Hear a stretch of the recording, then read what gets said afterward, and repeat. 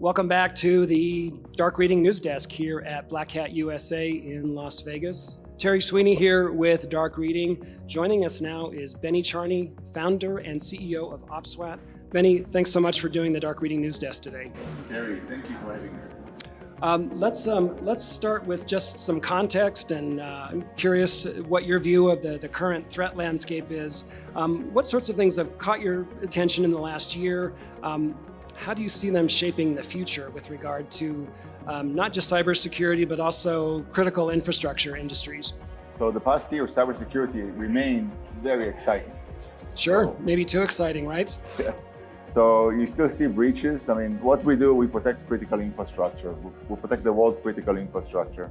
So, and every time I'm looking at that, I'm astonished to see that despite it's critical, despite there is so much investment in critical infrastructure, there are still breaches. It's kind of shocking given the attention, the expenditure, the sophistication of the tools, and yet there's always another level of escalation, right? Yeah, well, on the positive note, whatever I see that there is much more specific regulation that is coming our way to go and protect critical infrastructure. The latest presidential order is specific instructions. There are much more regulations coming in the energy sector coming our way. So I see that trend as very positive. Well, so you bring up a good point. I mean, protecting critical infrastructure has become a high-profile issue, high-profile enough for the politicians to get involved, which, again, is a mixed blessing. But talk about the role of threat intelligence in helping those who are managing and running critical infrastructure.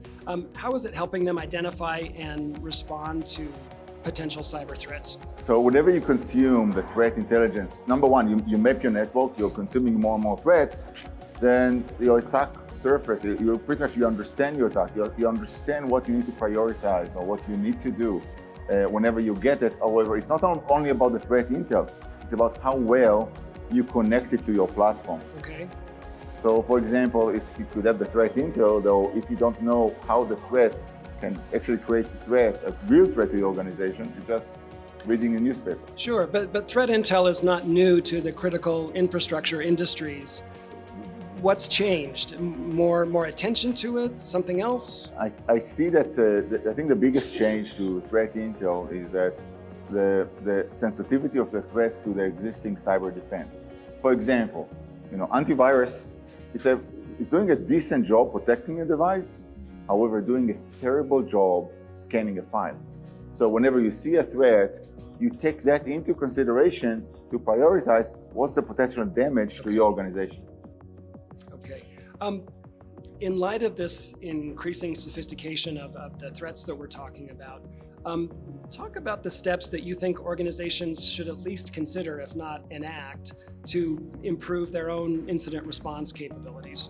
So number one, I would ask yourself is why should you ever have an incident? So the number one recommendation I would have to anyone, to any organization, is to deploy deep CDR technology. CDR means that you assume that all of the files that are flowing into your organizations are bad. So you're regenerating those. The technology we've been building for years, and I'm seeing a huge adoption of that technology these days. And I'm extremely proud of that, which means that we can, the more adoption of that, we are decreasing the potential way or the potential points to go into to get an attacker, to penetrate a critical infrastructure, and not even critical infrastructure, I would say any organization. And are you seeing this wider adoption of CDR among the critical infrastructure industries? Definitely. CDR is what would be one thing I would highly first I see that the adoption, and I see the adoption works, and I see that customers that are adopting CDR are way less prone for cyber attacks. The second recommendation is the adoption of unidirectional gateways. It's optical firewalls. So as you know, a firewall has been around for many years.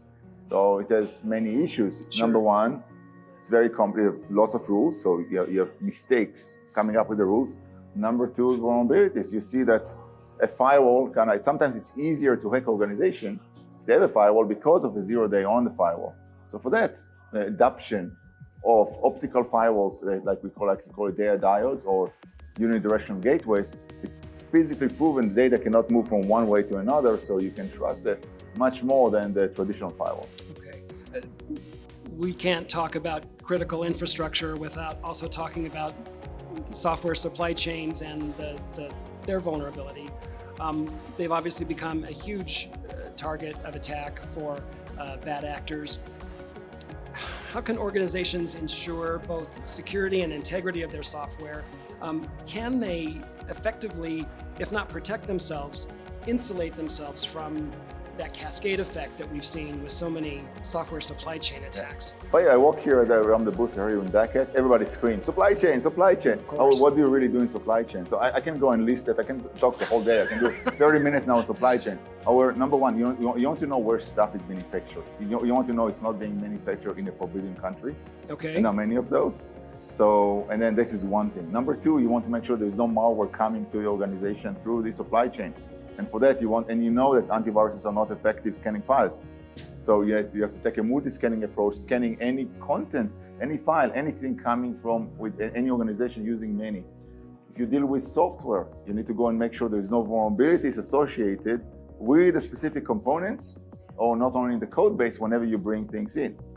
If it's software, you also want to go and do static analysis, and in multiple ways. You want to get the SBOM, you want to check multiple things on those. So, see, the regulators are very much doing a decent job making. However,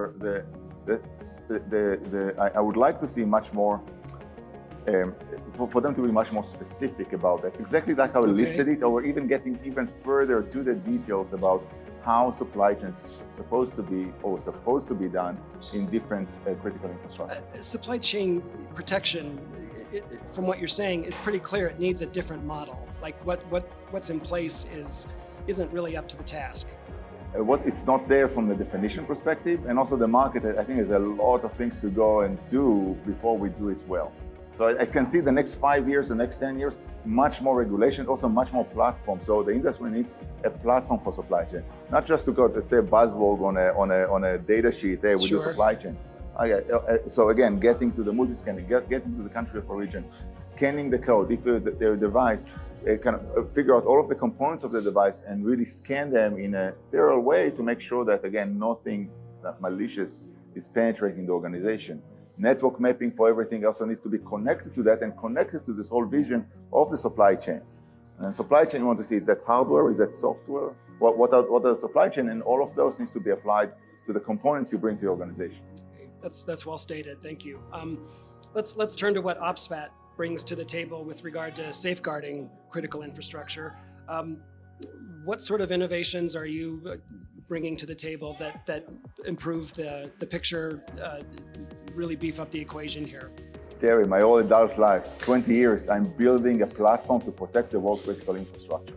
The platform includes areas in the IT, in the OT. We do the whole data transfer from the IT to the OT. It's more than 20 products, more than 16 specific technologies like the CDR I mentioned, all about the critical infrastructure, addressing supply chain protection, cross-domain, big challenges of critical infrastructure protection. And on top of everything, we put the training academy, the OPSWAT Academy, to actually train the growing IT and security workforce in critical infrastructure and other organizations. We have to talk about the human element in this equation. It remains just probably the largest single vulnerability in any network, in any organization. What does OPSWAT do to raise awareness and also train employees about the latest threats and best practices? Terry, do you know how many cybersecurity certifications are out there? Like CSSP and so on? Guess, give me a number. Yeah. 423. Wow, okay. So there's only one that focus and train a workforce on protecting the world's critical infrastructure or protecting critical infrastructure, and training the team members and training the IT folks, cybersecurity folks in critical infrastructure. What is really critical infrastructure protection? What is SCADA? What is supply chain? How to do supply chain well? What is CDR? How well antivirus? What is a sandbox in the context of CDR? How to configure a PLC correctly? How to connect the HMI? How to protect an HMI from specific situation in critical infrastructure, and specific critical infrastructure protection compliance mandates, and how to get ready for those. does the way we think about training need to change? I mean, the need for training is a regular mantra among security vendors. Is it making the difference that it needs to? Number one, training has to be fun, has to be engaging, Okay. has to be a one that people wants to do and we're not forcing them to do. So, the engagement, the platform, the technology platform, you go and invest that on the communities around that. Also needs to be affordable to a point that is accessible to many, and in many cases free. Yeah, great stuff, Benny. Thank you for dropping by the Dark Reading News Desk today. Really appreciate your comments and perspective. Yeah. Thank you, Terry, for having me. It's a pleasure. We've been talking with Benny Czarny, founder and CEO of OPSWAT. This has been Terry Sweeney for Dark Reading News Desk. Thanks for joining us for this segment.